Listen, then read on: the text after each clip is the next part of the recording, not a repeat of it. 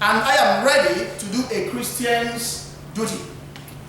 This was the words of Alban to the magistrate, who demanded to know who Alban was and what prompted him to violate the Roman order by sheltering the Christian priest and allowing him to escape the Roman persecution.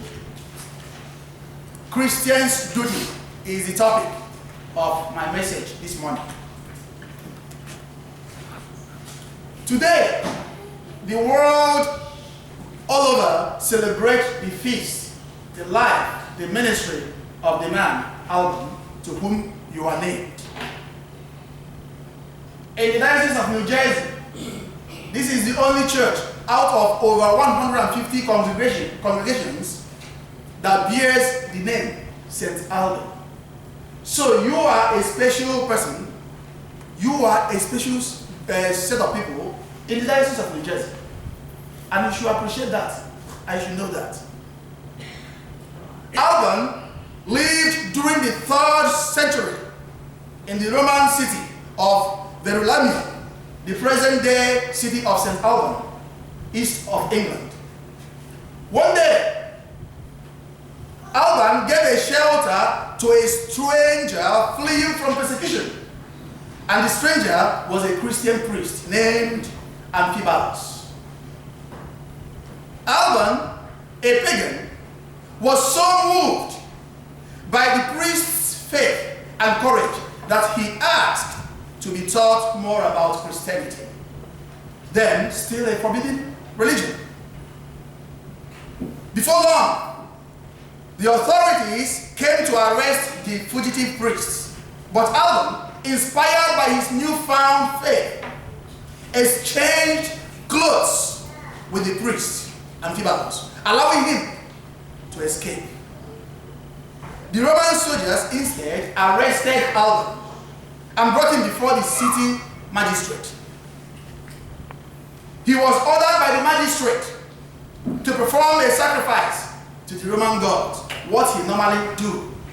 But this time, Alban unequivocally refused to perform the sacrifice and declared, "I am Alban, and I worship and adore the true and living God who created all things." He proceeded and said to the magistrate, "If you wish to know the truth about my religion, know that I am a Christian and I am ready to do a Christian's duty." The magistrate rose in fury from his judgment seat and ordered that Alban receive the punishment due to the priests. He was brought out of the town and up a hill to the site of execution, where he was beheaded. On his way to the execution site, Alban came to a river which separated the city wall from the arena where he was to suffer. The bridge over the river was so clogged with a mob of townspeople who wished to watch the execution that Alban and his soldiers could not cross the bridge. Alban, wishing to receive a quick death, raised his eyes towards heaven, and the river dried up, allowing Alban and his captors to cross over on dry land.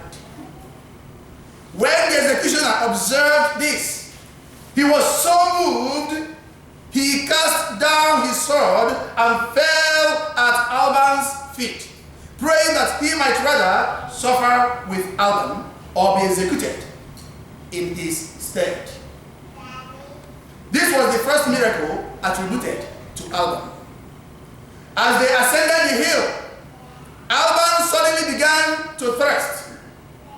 A spring immediately sprang up to give him water, and as soon dried away. The second miracle. At the moment, Alban and the soldier who had earlier refused to execute him were beheaded. The executioner's eyes fell to the ground together with Alban's head. Third miracle. The magistrate who ordered Alban's execution was so astonished by these heavenly miracles that he immediately ordered the persecution to cease and began to honor the death of the saints.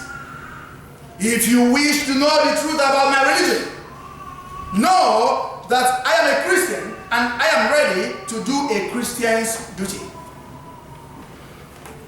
This is a little bit of the story of Alban, the recapitulation of Alban's life towards becoming a Christian. Alban was a Christian for a few days Christian, and we see what he has done to defend his Christian faith. In his letter to the Romans, as we read this morning, Apostle Paul asks, shall we continue in sin that grace may abound? By no means. Have you forgotten that when we were joined with Christ in baptism, we joined him in his death? Romans chapter 6, verse 1. St. Alban broke the chains of sin, atrocities, injustice, wickedness, prejudice, persecution, and evil of his time by giving up his life as ransom and by joining Jesus Christ into his death. His story takes us back to the formation of Christianity in Britain. Today, Alban is honored as the first British martyr, and his grave at the hill of execution quickly became a place of pilgrimage since the 3rd century. St. Alban is a saint of the undivided church and a saint for all Christians. His welcome to a persecuted stranger was a powerful example of courage, compassion, and hospitality. This is the part of the life of the man, Alban, whose name you bear as a congregation.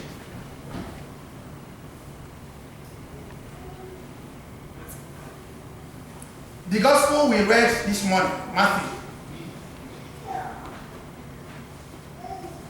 Some part of the portion of that gospel, I didn't read it because it was meant to be read last week. So some part of that gospel says, do not be afraid of those who kill the body, but cannot kill the soul. Rather, be afraid of the one who can destroy both soul and body in hell. Alban, whose name we bear, didn't fear the soldiers, the magistrate, and even death, because he believed sooner or later all must pass through death. And that protecting the servant of God, protecting the stranger, protecting the poor, the vulnerable, the minority, the neglected, the voiceless, the downtrodden is a Christian's responsibility and duty. And it is so of any who has conscience and serenity of spirit. If you wish to know the truth about my religion, know that I am a Christian and I am ready to do a Christian's duty.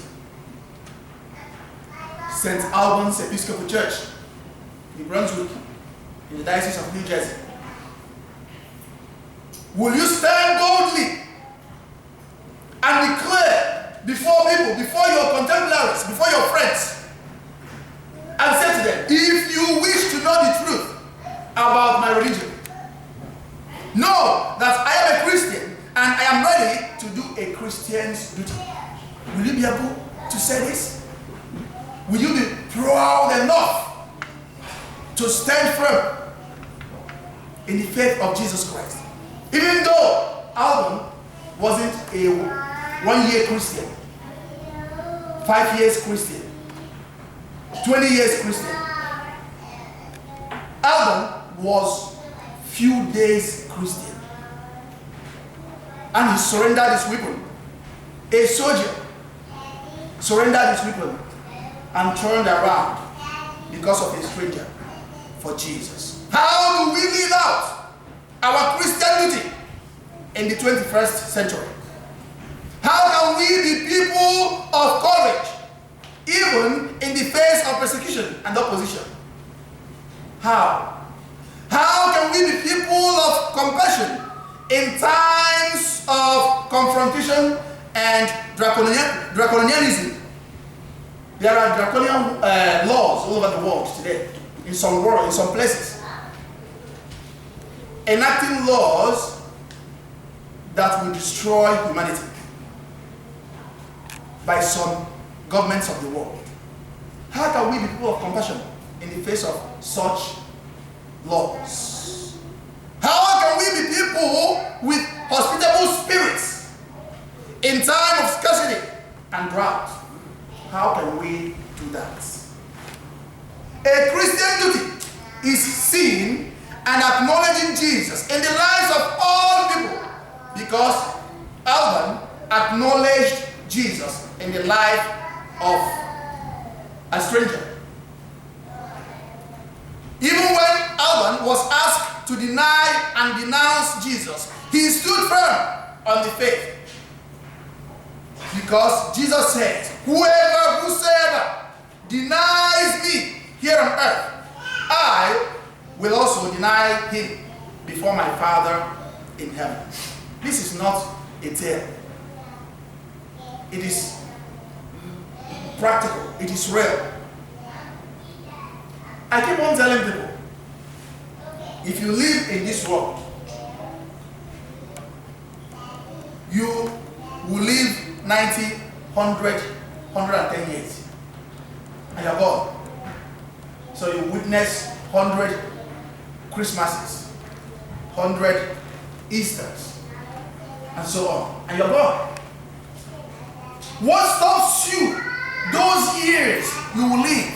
What stops you from standing firm in the faith of Jesus, and let people know that you are, by means of association, part of the life and ministry of Alban? Why is it difficult for us to do? Why is it difficult for us to tell people about our faith? Why? But you can share any other things with your friends, but you can't share Jesus. Even in time of opposition, even in times of difficulties, you can't share Jesus. Why? Because your friends might laugh at you. If you deny me before your friends, says Jesus, I will deny you before God in heaven. He's not joking. He means it. If you cannot be proud of St. Alban's Episcopal Church, then you can't even be proud of yourself, because you have no vision as far as Jesus is concerned. Anyone who cannot testify for the goodness of God amongst your friends, anywhere you are, be proud of your faith, be proud of your church, be proud of Christianity, then you're not living your life. You are just wasting and whiling away your time. Alban didn't fear the magistrate. He didn't fear his fellow soldiers. He didn't fear the sword. He stood firm in the faith of Jesus. Faith of 3 days old, and declared as a Christian. And I am ready to do a Christian's duty. A Christian duty is taking up the cross of sacrifice. Cross of sacrifice, sacrificing your time, your talent, and your treasure for the sake of Christ, because he owns you, and he owns everything you owe. None belongs to you. You're just a steward. Stewardship, taking care of what God has placed into your care, knowing that it's not yours. Not even the clothes you're wearing, it's not yours. The shoes, your phones, your tablets, your cars, your bank accounts, your credit cards, those things are not yours. They are not ours. allow those things to be for a moment. How are we taking care of those things? How are we sacrificing? How are we using them to serve Jesus? Just like Albert did. For the sake of a stranger, he was killed. A Christian is taking up the cross of compassion. Are you a compassionate soul? Or are you proud of yourself? And when you see those who are different from you, you snub at them. They don't measure up with you. They are not of same class with you. You have no class. We don't have any class. If your class is not Jesus' class, then you are a walking dead. Are you taking up the cross of compassion? Are you counting strangers, aliens? Are you counting them worthy of living just as you want to live? Or are you saying, no, take them, jail them, take them, push them back, deport them? They don't belong here.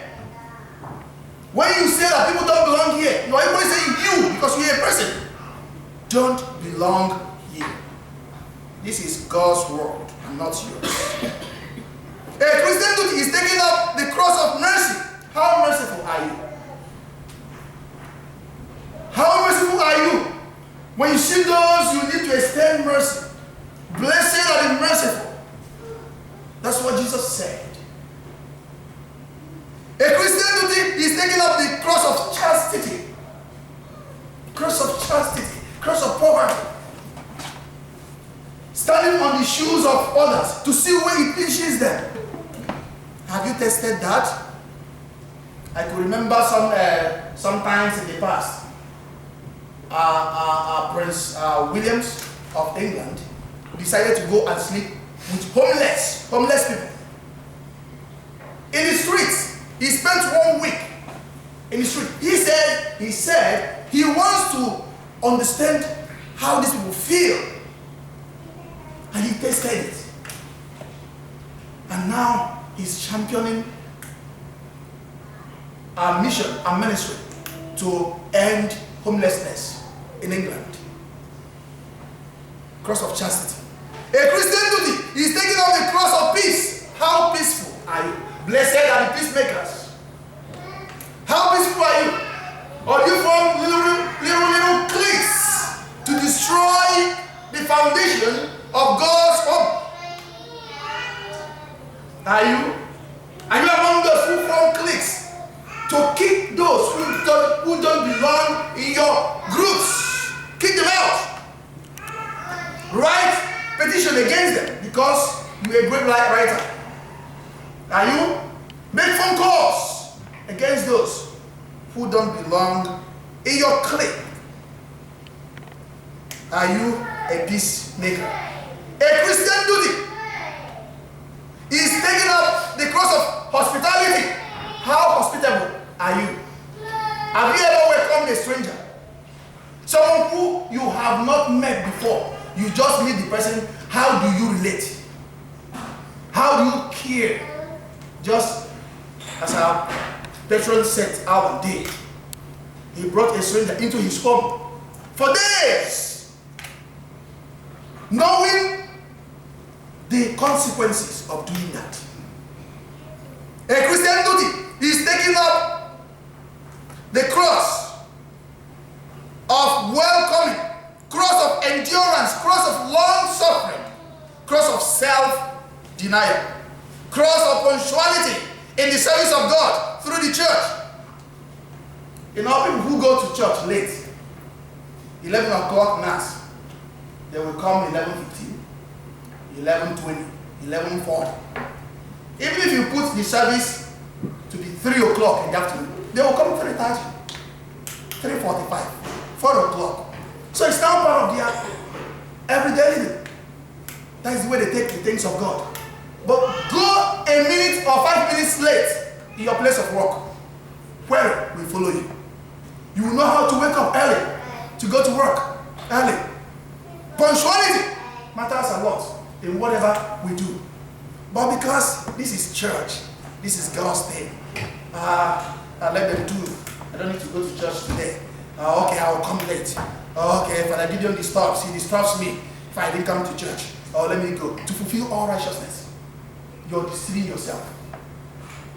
You are destroying your spirituality. You're destroying your place before God. Call God's stuff. Call it something important. And God will call you an important person. A Christian duty is taking up a cross of dedication, cross of faithfulness, all for Jesus. Our patron saint, Albert, did. And today, he is being celebrated both in heaven and on earth.